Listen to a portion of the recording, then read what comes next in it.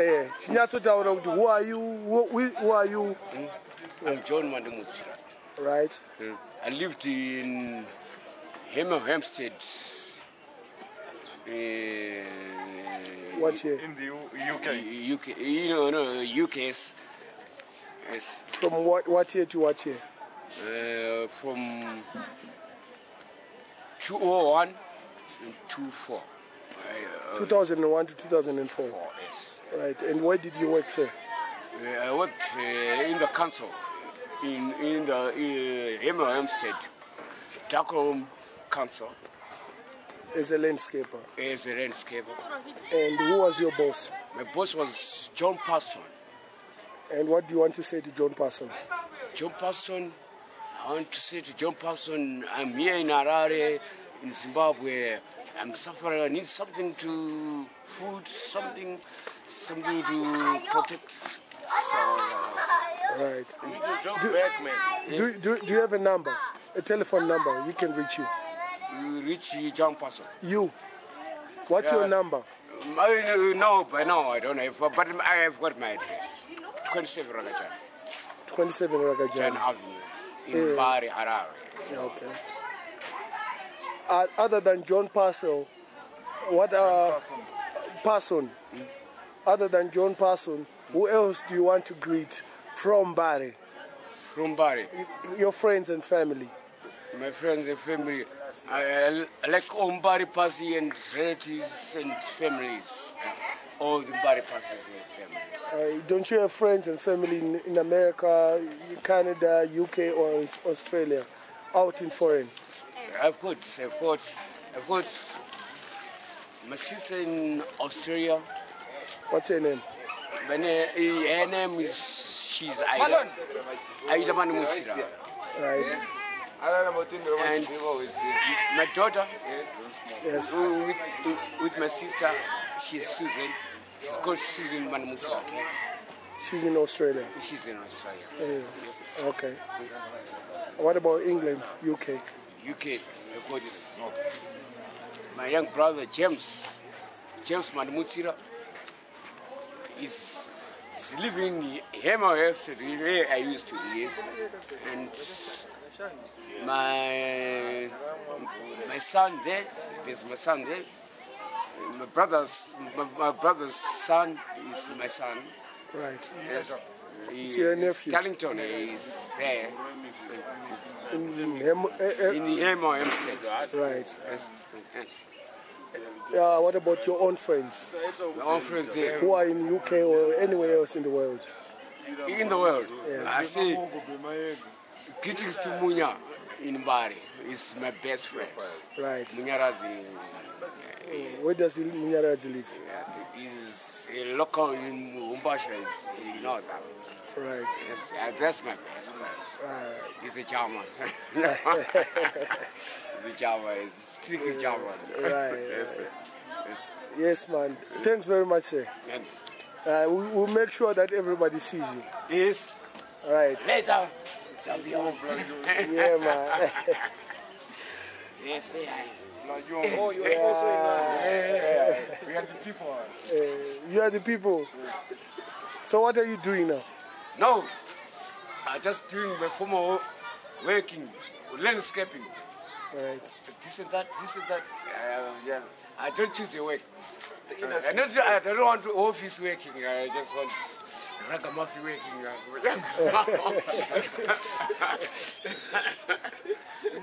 So how did they cheat? How did you? You know what they told me the other day? Someone was telling me when you were in the UK, you guys were fucking boozing in a pub, isn't it? Who said that? How did you manage to come here back home, living a good life in UK? What happened? Who called you? That's what I wanted to tell this man, Sin. Who called you here? No, home is best. But you know what they had? Johns, yeah, you know what I had? What this guy did? Ed was boozing in a pub in the UK. You know the street cameras, and this guy he went out of the pub, he jogged out of the pub there, and they pulled his dick out. in the fucking UK, started the wheeling on the street there. You know what I mean? Baby, as if he's in Bari. Do you know what they said? They said Why he said the he had UK? his trousers pulled down. These guys He was could half see his naked. fucking, you know, and they were honkies standing around there on the pavement. The tunes, hey, say, you never fuck my black ass. It's not good. Oh, that's what he did. They want to go to camera, man. Kule camera. That's who go kule nubu.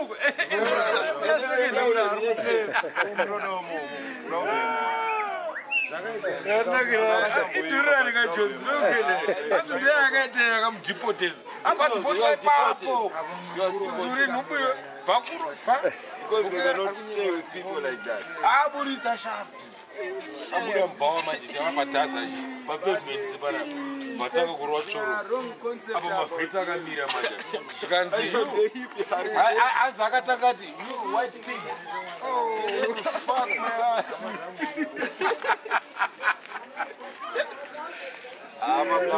ndakanakira But I ndakazvinzwa once avaroinzwa Wakaita something apero zvakaita akadhakwa. I remember. Nyaya inonvova kunyanya dhakwa. It's calling them pigs. anzarara wiwa papavement abuda mbawa manje nera upstairs and this guy went down abva abuda udaenda kumbawana started fucking weavering on the pavement and these honkies were standing there watching him abva achoka sabva ni mavheta akantarisa kanzi bombo class You can never never fuck my ass you white pig You white people. So it was against the party man. That's why this guy was deported. no it's not a party boy this one No, yes sir he he's was just a rude against. boy he's a rude boy Yeah, he's a rude boy, He's not and a he party spoke boy. against the rude boys at the party man there, because he said you can never fuck my black ass. black yes ass. sir you white pig So that was a message. That was a good message. So that they could not but not the accept it. honkies they got pissed off No, maybe they were party At man. one point, he started to laugh. yeah I Then don't say I and don't then like they asked him, "Why are you laughing?" And you pig.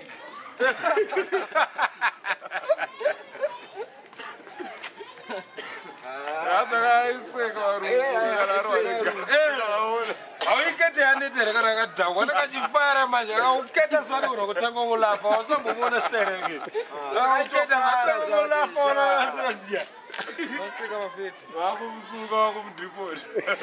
but kwandiri is a nice guy anyway John is a nice guy Anonakidza zvaarotaura zvimwe zvinhu. I think there was some chichi man among those people there. no Who arrested I you? just arrested do you. you know what he Like, did you there know, the people who arrested him were chichi. That's No. why they were offended. do you know what they do there Because public urinating has got a fine. Why didn't they allow him to, to pay the fine? it was and not stay in really London? public For a urinating white man would be there were a lot of nigirigiri offenses that he committed that particular day Okay, insulting these honkies while they were standing there and in their territory. and at the same time this guy was pissing on the road there and but kubritain manje they've got street cameras police ndo zvainowacha kanonzi maCCTV police ndo basa rapanomwe munhu anotopatrol to watch that fucking screen but what is happening Check on the street there, that if I don't say this is Resenda Street check what's happening there this guy is fucking around so you see check like in Europe they've got many patrol cars on the road it's different from here we don't have that shit here patrol car kana iri area kanotonzwa kana muri kuna muhlanga Anyway, it was bad. ende kuna umbasha right now there's a guy who's fucking around there police ninge atosvika But why didn't they try put him into an institution where they could rehabilitate his mind so that he would not they commit don't that do kind that of in crime England again? see It will cost their they don't do government. that in England if they Cheaper disagree to with bring your you to behavior send they him deport to you that's how they Israel operate to rehabilitate him. they don't do that they They see only rehabilitate their own people. yes sir not you a foreigner you go But and they want us to do their dirty jobs. no but when you go on there you need And to they behave only- if you don't behave they deport you Oh. that's what they do that's how they do it bombo clad black man here you don't come and just do anything you feel like doing in our country Wakanosenza. They'll take you out. Unosenza kuti unodena. unonodena Kana unodena. Vangatsona kudya mari yavo zvavo. Uchiita zvaunotenda. unokozva uri bombo clad buda puta Changane kuseka mo. Varuka Spanish anoitiputa kani Wakana muroje wakakutorere zvaanode rimbobva. Zviti Nomudzinga. Nomudzinga. Vanya atombokupa notice ka. Abero. Maveta vana ipapo. Unonzi kuda izvezvi muEngland. Nozoti ukata nezimbawa. Saka already pauno deport kwa pepe. Vanokuita sei wamundege unonge uchidya chikafu. Chese chounoda. Unongori musungu. Unokwira ndege yone mari yako.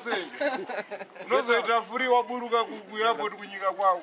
Yesa wakachwa handcuffs. Kana uchiuya Japi. unogona usaisa.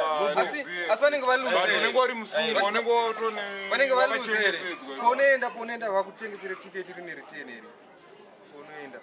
Saka zvinovaitira easy kuti Haisi cost. Go back with your own money there. Sing. saka vanokudzorera nokwakabhadhara kudhara let me tell you something, German. If you go to England there and you go and do bomb clock things there and they don't understand how you're doing your things there. Yes, sir. Yes, sir. The moment the police think you're doing something illegal, out, then they papo. So, are you trying to... When is the next plane going out of England? Right, gentlemen. Alright, kuno maveti akaita msikanzwa vanodipota here. Maveti aita msikanzwa iko kuno hakuna mutemo kwa kuna sambodzwa msikanzwa mchinza muna zvinoflore sambozverenga misi hatisidotaurisa neforumu yakawanda play it down see yakutyisa waiziya mai yakora ndonyaya dzandisingazive kampani inonzi rule of law mutemo inzvoni zvinoita mutemo kuEngland kweko kuenda mubhawe wafuna udisturba nomunhu munhu achisizokuwara saka nokutarisa kudya mari yako uri relaxed ndo zvinoitwa kuZimbabwe kuZimbabwe ndinoona takagara kwepwethi mfeza tinokwira lift here tiende kwepwethi izvezvi tongonochinja kana 15 nozhi pakaunda kwepwethi kwekuya izvezvi tiendeni togona kukurana munozondiprotect here aiwa ndikutaura kuti kwepwethi but at least munomu ivo rononge zviriizigozokumwira mueri yamavo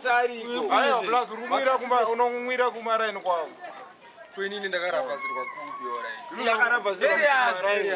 but wanga usiri muraini mako ndinisiri muraini mangu chaimo but you are about almost a kilo. saka hauzonogara mumbare ri ndogara kumba saka wakangokanganwa that word chete kuti unogara mumbare ka something is wrong with ndogara mumbare ende mumbare munoitwa zvinhu zvakawanda chafunga kuti yana ndichudzwa ka hanzi mufesi akabatwa ngunzi abatwa ngunzi kudaro akumhanyira nemapurisa kuti polisi one yandaitwa zvakapedzerana navo risheku pamataya zvakareka sure last year funga kuti ndinotaurana nawo vachibatwa ngunzi iye abatwa ngunzi akutomhanya kuti vanhu vacho ndaavo vari kuteera zvinanzi ataurirana imhanji kuperi chafunga arwadzira zvinoita ndo rule of law kanga ndichitaura vanhu vakabata tichakuiya chabata yaitika kuredroom but kwamatute ndokwayakuyita kwamatute ndokwakaipa kwese kwana sister kwaKoffman kwese kunokuda nyama kuteererwa kana 5 nozhi watenga koti kochinja mari chete vanokungochinja mari kusouth cheko 100 rand unozoti pa $3 vanokwara nekudzoka because wakatenga $12 unongone 3 vanokwara nekudzoka nozhi blue diamond utenga blue diamond $2 straight vatopinda koti yemi padhuze vakagara vakari kwebula mutodhakwa pepeka ndofanonga kuita mapurani mani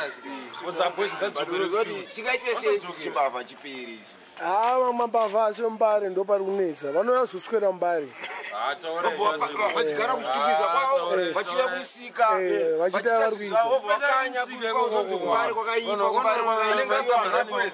abva kuairport mungamusima kana food nekuhopli akudzizogereri chichinoa uya ukanya kuzvaonoita kumugomba chingombo chinenge chiri kumba akudzokereke kuhopley asina something so Mbare is a hunting ground for because this kune criminal. ndokune mari kuhopley unobirani kune dzimba dzisina kana address unomaona kuvi 002 dzese line 1 Kudziya komana dziri pamakuva dziya kuti makuva apo dzimba mbudzi munhu kwatsondogariko kunomuona papi iyo ntochika kana kuri kuteera kumakuva because anogona kukrariza kaubvako kushafa obva ngokukrariza obva kuviga kunototyisa